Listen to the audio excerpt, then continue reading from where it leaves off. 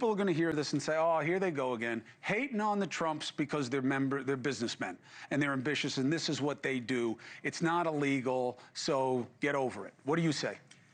We're way past the emoluments clause meaning anything in this country. I think we blew through that in the first term. So we have to now begin to separate what the Trump family is doing from what the Trump administration is setting up for the family to be able to profit from during the presidency.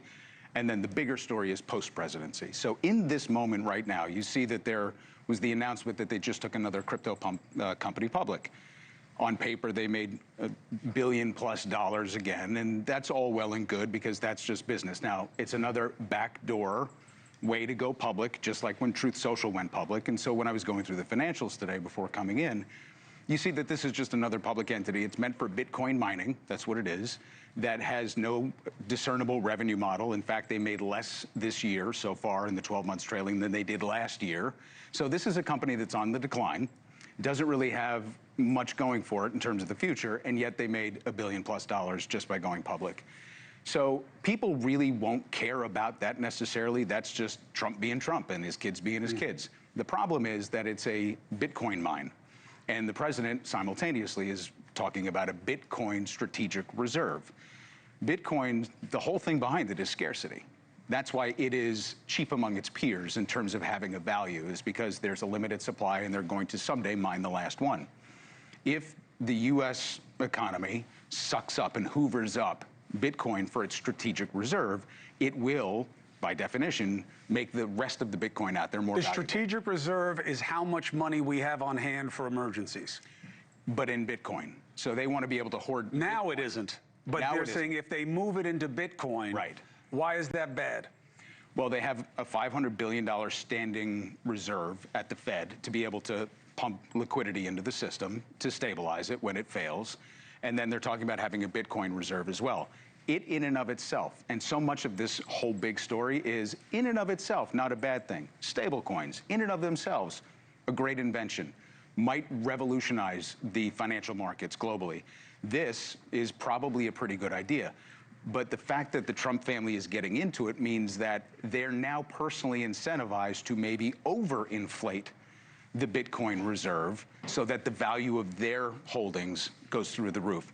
So in every way that you look at cryptocurrency and the way that the legislation is evolving, what's important to recognize is how much of this is because it's potentially sound policy, which nobody knows, by the way, because it's all brand new, and how much of this is deliberately designed to pump up their portfolios, again, during this presidency and then afterwards. And it's the afterwards that I think is the piece that's going to fry people's brains.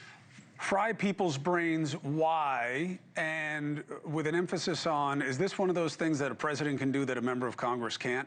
Because of that little loophole in the law where members of Congress are barred from investment activities have a conflict of interest, but it was decided by the courts that that law can't apply to the executive because of checks and balances or a constitutional principle.